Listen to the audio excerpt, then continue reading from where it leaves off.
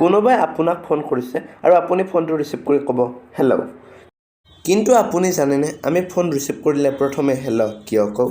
আপুনি জানেনে কোন বিখ্যাত ব্যক্তিৰ গাৰ্লফ্ৰেণ্ডৰ নাম হেল্ল' আছিল? তেনেহ'লে বলক সকলো সামৰি আৰম্ভ কৰোঁ আজিৰ ভিডিঅ'টি। ভিডিঅ'টি ভাল হ'লে লাইক, শ্বেয়াৰ, ছাবস্ক্ৰাইব কৰিব বুলি আশা কৰিলোঁ। মানে কথাটো হৈছে এনেকুৱা, আমি সকলোৱে জানো যে 1876 চনত গ্ৰাহাম বেলে টেলিফোন আৱিষ্কাৰ কৰিছিল। কিন্তু তেখেতে আৱিষ্কাৰ কৰা এই টেলিফোনটিৰ যান্ত্ৰিক বিজুতি আছে নে নাই, টেলিফোনটো সঠিকভাৱে কাম কৰিছে নে নাই, বা কি এৰৰ আছে, এনেকুৱা ধৰণৰ বস্তুবিলাক পৰীক্ষা কৰিবৰ কাৰণে তেখেতে একে ধৰণৰ আৰু 2-3টা টেলিফোন আৱিষ্কাৰ কৰিছিল। আৰু ইয়াৰে এটি টেলিফোন তেখেতে তেখেতৰ গাৰ্লফ্ৰেণ্ডক প্ৰদান কৰিছিল আৰু তেখেতে সেই প্ৰথম কলটিয়ে কৰিছিল তেখেতৰ গাৰ্লফ্ৰেণ্ডক। কিন্তু ইণ্টাৰেষ্টিংলি আপোনালোকে জানি আচৰিত হ'ব যে তেখেতৰ গাৰ্লফ্ৰেণ্ডৰ নাম হৈছিল মাৰ্গাৰেট হেল্ল' আৰু তেখেতে গাৰ্লফ্ৰেণ্ডক কল কৰি প্ৰথম ৱৰ্ডটোৱে কৈছিলে হেল্ল'।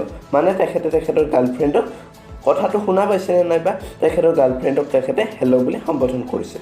আৰু সেই তেতিয়াৰ পৰাই এক পৰম্পৰা চলি আহিছে যে আমি কাৰোবাৰ ফোন ৰিচিভ কৰিলে আমি প্ৰথমে হেল্ল' বুলি কওঁ। কিন্তু এই তথ্যটি বৰ্তমান সময়ত কিমান দূৰ সত্য তাৰ সঠিক উত্তৰ পাবলৈ নাই যদিও আমি যদি ইণ্টাৰনেটত চাৰ্চ কৰোঁ তেনেহ'লে আমি এই কথাখিনি সহজে দেখিবলৈ পাম।